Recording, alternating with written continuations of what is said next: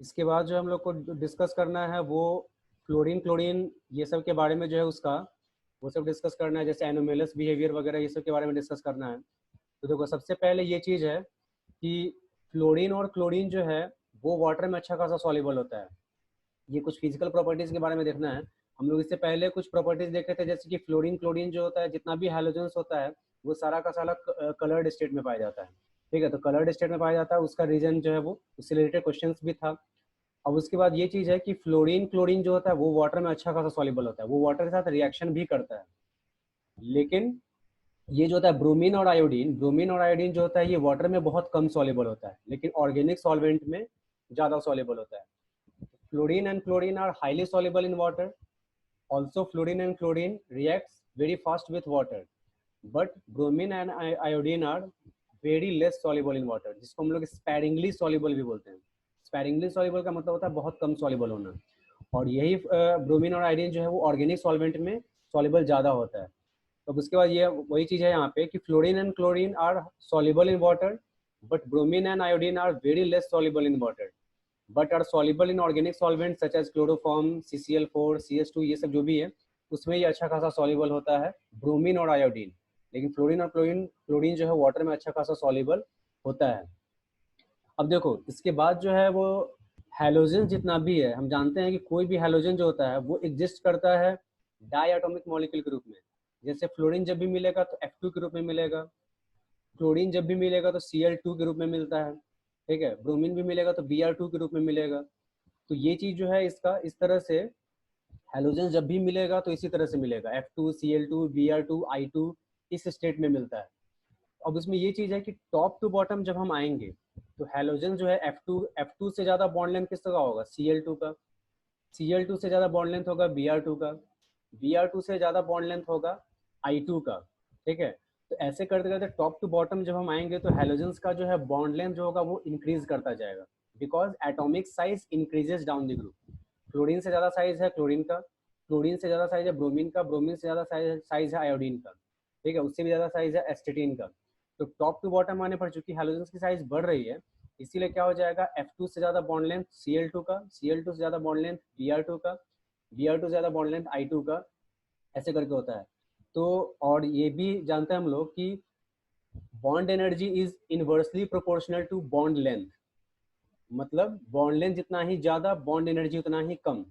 तो इस हिसाब से जनरल ट्रेंड क्या होना चाहिए था, टॉप टू बॉटम आने पर बॉन्ड एनर्जी चूंकि बॉन्ड लेंथ चूंकि बढ़ रहा है इसीलिए बॉन्ड एनर्जी क्या होता जाएगा, डिक्रीज करता जाएगा। ये जनरल ट्रेंड यही है। लेकिन इसमें आ जाता है एक एक्सेप्शन, ठीक है, एक्सेप्शन क्या आ जाता है, तो फ्लोरीन का जो बॉन्ड एनर्जी जो है वो क्लोरीन से कम हो जाता है। जनरल ट्रेंड क्या होना चाहिए था कि फ्लोरीन से कम बॉन्ड एनर्जी होना चाहिए था क्लोरीन का, Cl2 का, F2 से लेस बॉन्ड एनर्जी होना चाहिए Cl2 का। लेकिन होता क्या है, F2 का बॉन्ड एनर्जी Cl2 से कम हो जाता है। तो this is an exceptional case, ठीक है, इसीलिए ये एक इम्पॉर्टेंट क्वेश्चन भी बन जाता है। तो उसमें ध्यान देना ये क्यों होता है। तो इसका जैसे कि ये हम लोग डिस्कस करेंगे उसके, ये देखो यहाँ पे ध्यान देना F2 और Cl2 की बात है, तो बॉन्ड लेंथ भी हम यहाँ पे दिखाए हुए हैं कि फ्लोर F2 से ज़्यादा बॉन्ड लेंथ जो है वो Cl2 का है, ठीक है। तो बॉन्ड लेंथ जब ज़्यादा है तो उस हिसाब से बॉन्ड एनर्जी Cl2 का कम होना चाहिए था। लेकिन हो क्या जाता है कि F2 का बॉन्ड एनर्जी जो है वो Cl2 से कम हो जाता है। तो यहाँ पे ये हो जाता है, एक हम लोग पढ़े हुए हैं इफेक्ट जो आता है loan pair bond pair repulsion, ठीक है, और इस ये चीज़ डिस्कस भी हुआ है कि loan pair bond pair repulsion जो होता है वो इसमें यहाँ पे इफेक्टिव होने लगता है। तो देखो फ्लोरीन हो या फिर क्लोरीन हो, हम जानते हैं कि दोनों के केस में जो वैलेंस इलेक्ट्रॉन्स जो होता है आउटर मोस्ट शेल में इलेक्ट्रॉन जो होता है वो 7 होता है, ठीक है। तो जिसमें से कि ये क्या होता है कि एक इलेक्ट्रॉन तो जो है वो शेयर अपना कर लेता है, एक इलेक्ट्रॉन जो है वो शेयर कर लिया है, उसके अलावा जो उसके पास 6 इलेक्ट्रॉन जो होगा वो बच जाएगा, ठीक है। तो फ्लोरीन का F2 का जो है बॉन्ड लेंथ जो है वो छोटा है, यहाँ पे हम देख रहे हैं फिगर में कि F2 का बॉन्ड लेंथ छोटा है, Cl2 का बॉन्ड लेंथ जो है वो बड़ा है।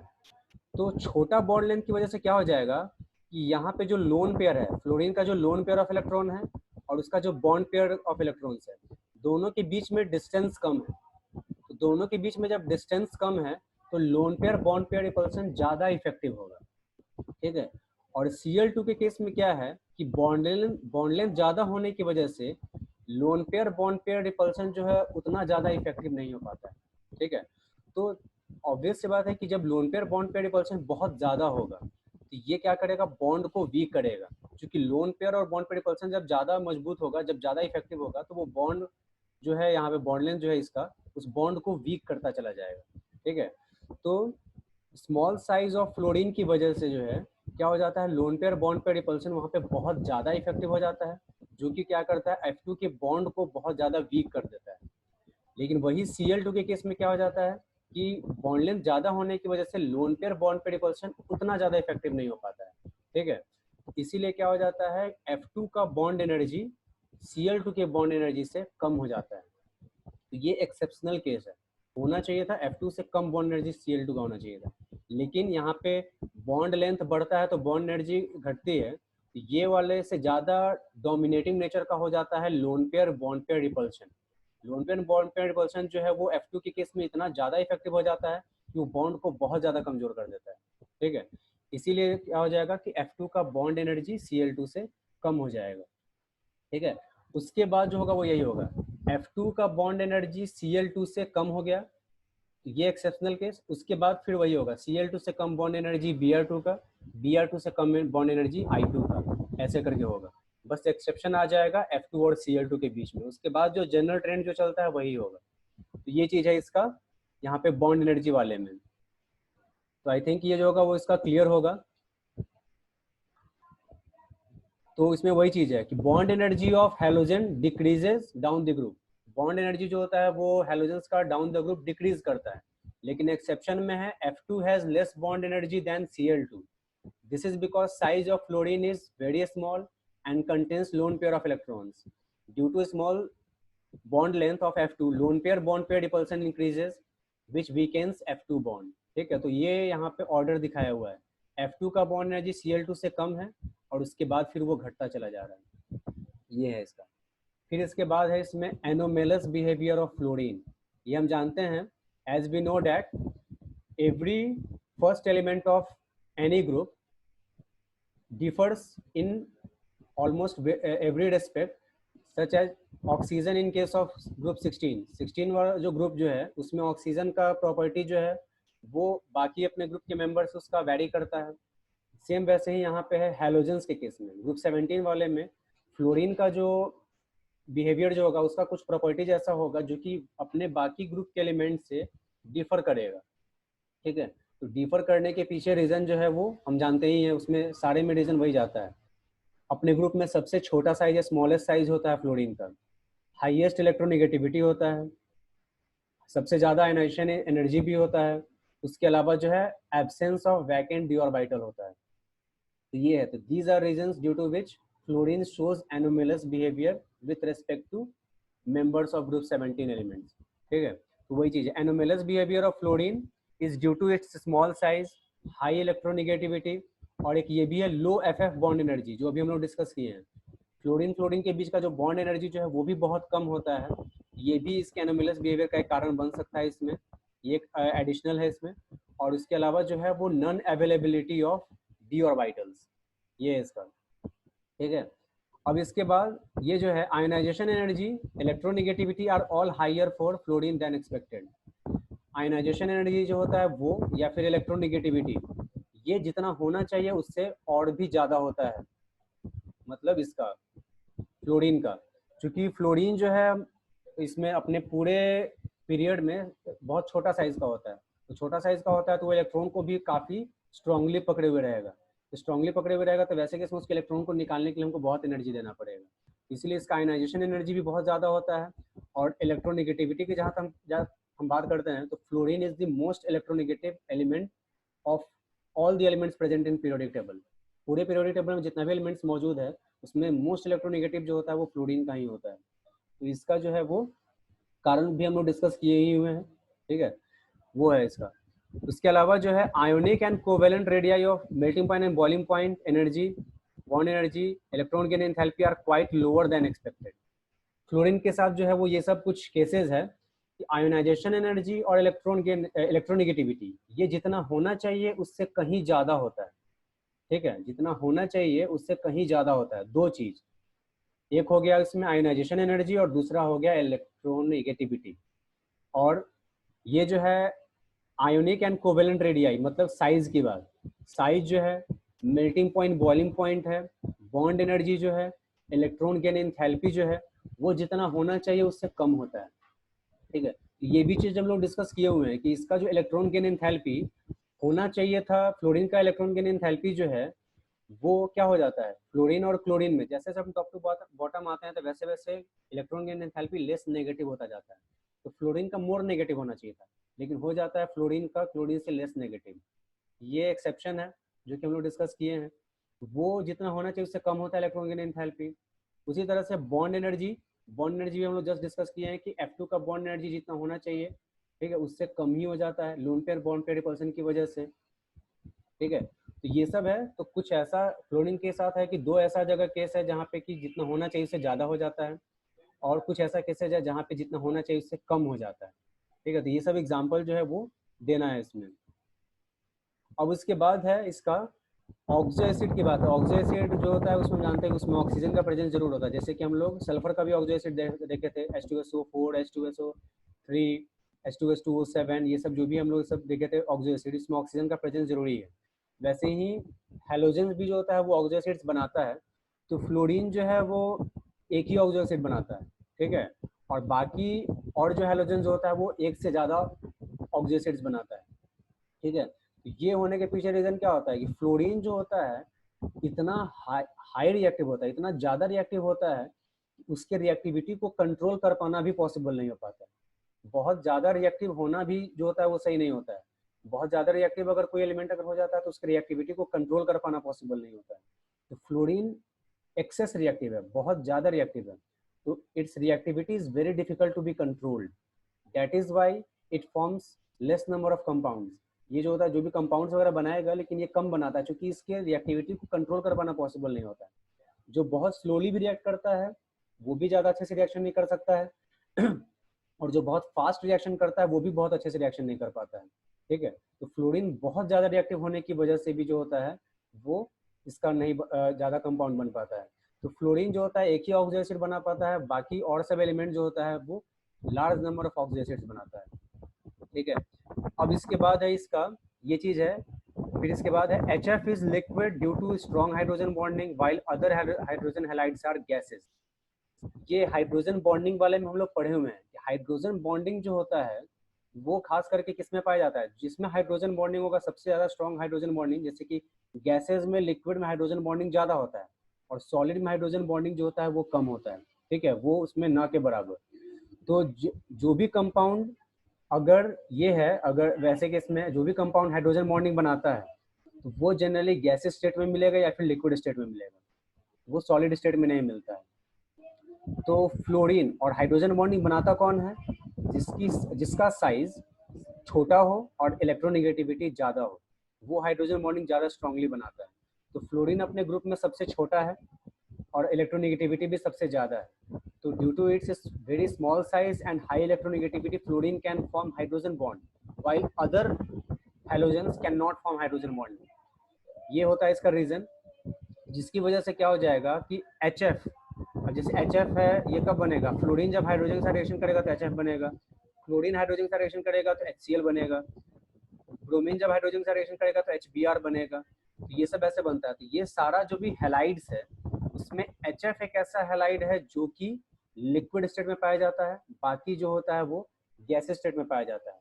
तो लिक्विड स्टेट में पाए जाने के पीछे रीजन यही है कि HF जो होता है वो हाइड्रोजन बॉन्डिंग शो करता है और बाकी हाइड्रोजन हैलाइड जो होता है वो हाइड्रोजन बॉन्डिंग नहीं बनाता है, इसीलिए जो होता है वो गैस स्टेट में पाया जाता है। तो इस तरह से लिक्विड में हाइड्रोजन बॉन्डिंग ज़्यादा इफेक्टिव होता है। तो हाइड्रोजन बॉन्डिंग सबसे ज़्यादा उसमें लिक्विड में है, फिर गैस में है, फिर सॉलिड में है, ऐसे करके होता है। इससे रिलेटेड एक क्वेश्चन भी था कि ये जो होता है इसका H2O is a liquid. H2O जो होता है वो लिक्विड स्टेट में पाया जाता है, लेकिन H2S जो होता है वो गैस होता है। ठीक है, ये क्वेश्चन एक था, H2O is a liquid while H2S is a gas. Why? इसके पीछे भी रीजन यही है, due to small size of oxygen and high electronegativity of oxygen it forms hydrogen bond. तो there is presence of hydrogen bonding between water molecules. As a result, H2O is a liquid which is absent in H2S. As a result, it exists in gaseous state. Same reason यहाँ पे भी लागू होगा. HF is a liquid while other halides are gases because in case of HF, hydrogen bonding occurs. Hydrogen bonding is present. While in other halides, hydrogen bonding is absent. और hydrogen bonding है भी किस वजह से fluorine के case में, तो small size और हाई इलेक्ट्रोनेगेटिविटी की वजह से. ये भी एक इम्पॉर्टेंट क्वेश्चन जो है इसका बनता है. ये मेरे हिसाब से इसका क्लियर होगा ये. अब इसके बाद जो है वो भी इसका केमिकल रिएक्शंस की बात की, तो केमिकल रिएक्शंस जो है वो हम लोग ऑलरेडी डिस्कस कर चुके थे. ठीक है. अब इसके बाद जो देखना है वो रिएक्शन जो है देखना है reactivity of halogens towards other halogens. ये भी एक बहुत इंपॉर्टेंट टॉपिक है कि हैलोजेंस का रिएक्शन दूसरे हैलोजन के साथ. ठीक है. तो कोई एक हैलोजन अगर दूसरे हैलोजन के साथ रिएक्शन अगर करेगा तो क्या होगा. तो सबसे पहले ये चीज है कि रिएक्टिविटी ऑफ हैलोजेंस. तो एक हैलोजन जब दूसरे हैलोजन के साथ रिएक्शन अगर करता है तो वो बनाता है इंटर हैलोजन कंपाउंड बनाता है. ठीक है. एक हैलोजन जब दूसरे हैलोजन के साथ रिएक्शन अगर करेगा तो वो बनाता है इंटर हैलोजन कंपाउंड्स बनाता है. जिस तरह का कंपाउंड वो बनाएगा उसको हम लोग इंटर हैलोजन कंपाउंड्स बोलते हैं. ठीक है. तो वही चीज है हैलोजेंस कंबाइन अमॉन्ग्स देमसेल्व्स. मतलब हैलोजन एक दूसरे के साथ कंबाइन करके a number of compounds form करेगा जिसको हम लोग इंटर हैलोजेंस बोलते हैं. ठीक है. जो कि किस किस तरह का हो सकता है, XX डैश. ठीक है. XX3 dash, XX5 dash, XX7 dash. ये इस तरह का हैलाइड्स इंटर हैलोजन कंपाउंड जो है वो बना सकता है. तो एक हैलोजन दूसरे हैलोजन के साथ रिएक्शन करके जो होता है वह इंटर हैलोजन कंपाउंड बनाता है. तो एक हैलोजन जब दूसरे हैलोजन के साथ रिएक्शन करके इंटर हैलोजन कंपाउंड बनाएगा तो किस किस तरह का बनाएगा, तो ये सब उसका फॉर्मूला सब है. XX डैश है, XX3 डैश है, XX5 डैश है, XX7 डैश है. ठीक है. तो ये 1 3 5 7 इसके ऑर्डर में, ऑड नंबर के ऑर्डर में. एक ऑड नंबर वाला है 1 है, फिर 3 है, फिर 5 है, फिर 7 है. तो ऐसे करके इसको याद कर सकते हैं. XX dash, XX3 dash, XX5 dash, XX7 dash. These are formula of interhalogen compounds which can be formed by reacting two different types of halogens. दो different type के halogen को मिलाकर इस तरह का interhalogen compound हम लोग बना सकते हैं. ठीक है. तो डैश रिप्रेजेंट करने हम लोग X से रिप्रेजेंट करते हैं हैलोजन को.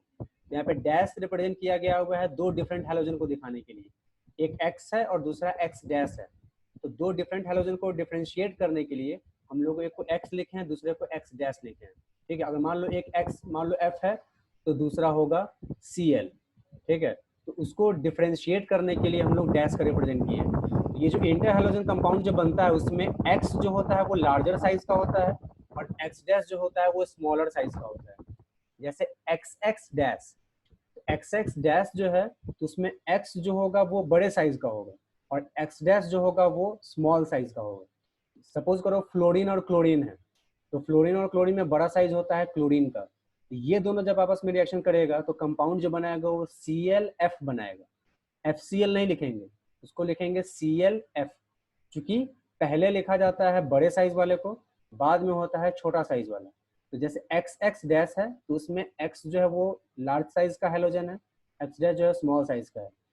क्लोरीन और क्लोरीन जब आपस में रिएक्शन करेगा तो जो इंटर हैलोजन कंपाउंड बनाएगा उसका फॉर्मूला होगा ClF, ना कि FCl. तो वही यहाँ पे एग्जांपल है Cl2 प्लस F2. दोनों इक्वल वॉल्यूम में लिया गया है. तो जब इक्वल वॉल्यूम में लिया जाएगा क्लोरीन और फ्लोरीन को तो बनेगा ClF बनेगा.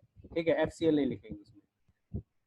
उसके बाद है कि क्लोरीन और फ्लोरीन को आपस में रिएक्शन करेंगे. इसमें से फ्लोरीन को हम एक्सेस अमाउंट में लेंगे, क्लोरीन कम और फ्लोरीन को एक्सेस अमाउंट में लेंगे. तो वैसे केस में बनता है ClF3. ठीक है. तो फ्लोरीन को चूंकि एक्सेस अमाउंट में लिया गया है इसीलिए क्या है ClF3 बना है. Cl 1 है और फ्लोरीन 3 है. तो वही चीज है. तो क्लोरीन और फ्लोरीन को जब हम इक्वल वॉल्यूम में लेंगे तो ClF बनेगा और वही क्लोरीन को कम लेंगे और फ्लोरीन को एक्सेस अमाउंट में लेंगे तो वैसे केस में ClF3 बनता है. वैसे ही I2 और Cl2 ये आपस में जब रिएक्शन करेगा तो ICl बनाएगा. ICl, I बड़े साइज का है, Cl छोटे साइज का है. तो Cl I नहीं लिखेंगे, ICl लिखेंगे. तो जब दोनों को इक्वल वॉल्यूम में लेंगे I2 और Cl2 को तो ICl बनेगा. जब Cl2 के एक्सेस ले लेंगे तो ऐसे केस में ICl3 बनेगा. ठीक है. ब्रोमीन और फ्लोरीन को जब आपस में रिएक्शन करेंगे तो BrF3 बनता है. उसके अलावा जो है वो Br2 को और फ्लोरीन को जब आपस में रिएक्शन करेंगे Br2 और F2 को, तो BrF5 भी बन सकता है। तो ये सब जो है कुछ एग्जांपल्स हुआ इंटर हैलोजन कंपाउंड्स का, ठीक है, ये चीज होता है। अब इंटर हैलोजन कंपाउंड्स का कुछ फीचर्स देखना है, तो फीचर्स की अगर बात करते हैं तो these are all covalent molecules.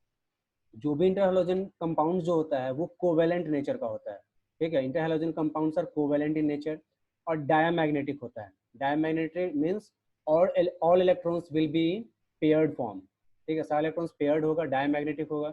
Diamagnetic वैसा होता है सब्सटेंस होता है जो कि मैग्नेटिक फील्ड में वो वीकली रिपेल होता है, ठीक है। तो inter halogen compounds are covalent in nature as well as diamagnetic in nature. उसके अलावा फिर ये है they are volatile solids. Volatile means ये जैसे ही थोड़ा भी इसको हीट मिलेगा ये वेपर बन के उड़ जाएगा, तो वोलाटाइल सॉलिड होता है, सॉलिड स्टेट में मिलेगा, और वोलाटाइल होता है मतलब थोड़ा भी हीट मिलेगा ये उड़ जाएगा। उसके अलावा are and they are volatile solids और लिक्विड्स, या तो वोलाटाइल सॉलिड स्टेट में मिलेगा या फिर वोलाटाइल लिक्विड स्टेट में पाया जाएगा, एक्सेप्ट ClF।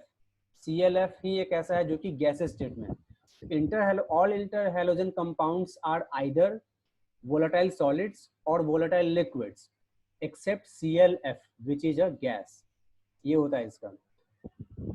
अब इसके बाद देखो, अगर इंटरहैलोजन कंपाउंड्स को अगर हम आपस में रिएक्शन करेंगे, जैसे कि इंटरहैलोजन कंपाउंड्स को रिएक्शन करेंगे वाटर के साथ, तो क्या होता है, तो देखो यहाँ पे इसका ClF है, ये इंटरहैलोजन कंपाउंड है, इसको वाटर के साथ रिएक्शन करेंगे तो क्या हो जाएगा, HCl बन जाएगा। HCl, एक क्लोरीन चला जाएगा, वाटर जैसे टूटता है H+ और OH- में, एक H+ और Cl- मिलके HCl बना देगा, और एक जो उसका OH- बचा और एक इसका जो F बचा, ठीक है, वो मिलके HOF बना देगा, ठीक है, HOF ये है, एक तरह का ऑक्सो एसिड है ये। तो इंटरहैलोजन कंपाउंड जब वाटर के साथ रिएक्शन जब करेगा तो जो कंपाउंड बनाता है उसको हम लोग बोलते हैं हाइपोहैलाइड बोलते हैं। हाइपोहैलाइड के बारे में भी हम लोग जो है वो क्लास 11th में पढ़े हुए हैं। इसका रिएक्शन भी जो है मार्कोनिकोव एंटी मार्कोनिकोव रूल जो था वहाँ पे हम लोग उसको डिस्कस किए हुए हैं। HOCl का रिएक्शन जो है वो ऐसे देखा गया हुआ है। तो जब इंटरहैलोजन कंपाउंड को वाटर के साथ रिएक्शन जब हम करते हैं तो हैलाइड बनता है और हाइपोहैलाइड बनता है, ठीक है, हाइपोहैलाइड। तो कैसे है, जैसे कि ClF है, तो ClF और वाटर को जब रिएक्शन करेंगे तो HCl बनेगा और HOF बनेगा।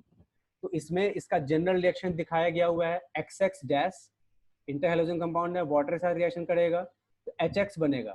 हैलाइड कौन बनाएगा, हैलाइड जो है वो बड़ा एटम, बड़ा हैलोजन जो है वो हैलाइड बनाएगा और छोटा हैलोजन जो है वो हाइपोहैलाइड बनेगा। ये याद रखने के लिए ये काम हम कर सकते हैं, ठीक है। जब इंटरहैलोजन कंपाउंड जब वाटर के साथ रिएक्शन करेगा तो हैलाइड वो बनाएगा जो देख रहे हैं HX, तो हैलाइड वो बनाएगा जो कि बड़ा हैलोजन है, और हाइपोहैलाइड वो बनाएगा जो कि छोटा हैलोजन है।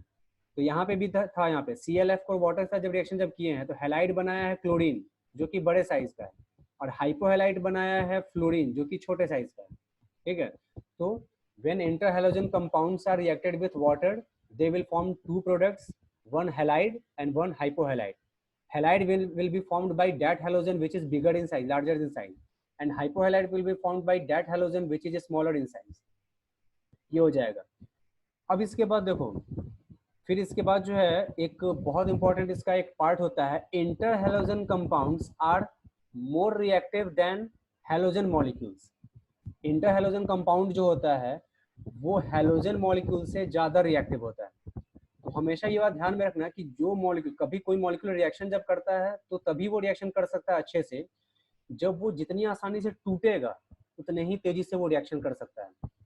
रिएक्शन करने के लिए रिएक्टेंट के मॉलिक्यूल को पहले ब्रेक करना पड़ता है, जब वो मॉलिक्यूल्स ब्रेक करेगा तब जाके वो रिएक्शन कर पाता है। तो जो मॉलिक्यूल जितने ही आसानी से टूटेगा वो उतनी ही तेजी से रिएक्शन कर सकता है।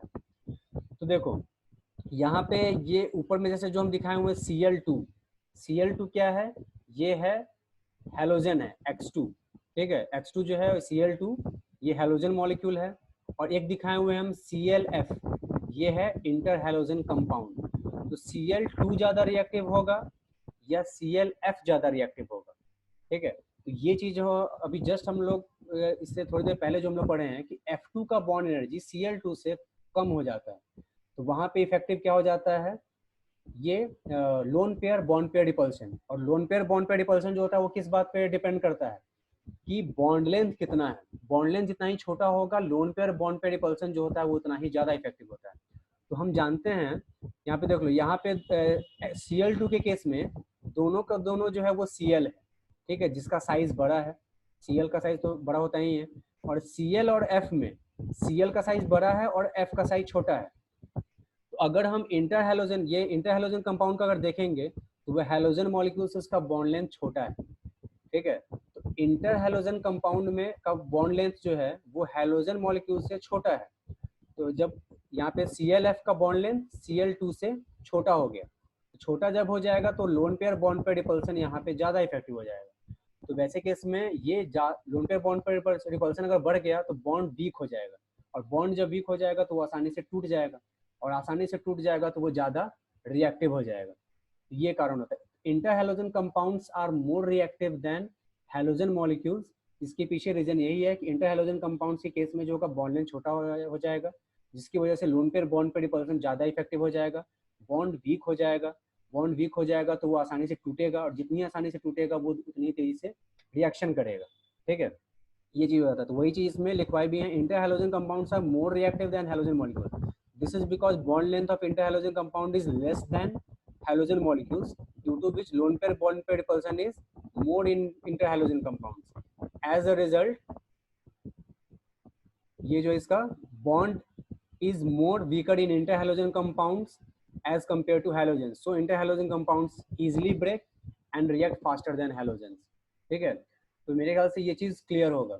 अगर वहाँ पे जो पहले भी इससे रिलेटेड जो है टॉपिक डिस्कस हुआ है और अभी भी डिस्कस हुआ है, इस हिसाब से जो है इसको हम आसानी से डिस्कस कर सकते हैं, और ये बहुत इंपॉर्टेंट क्वेश्चन में से भी ये बन जाता है, ठीक है। तो ये फिलहाल जो जितना जो हम लिखवा चुके हैं, ठीक है, तो उसका ये सारा जो है वो डिस्कस हो गया।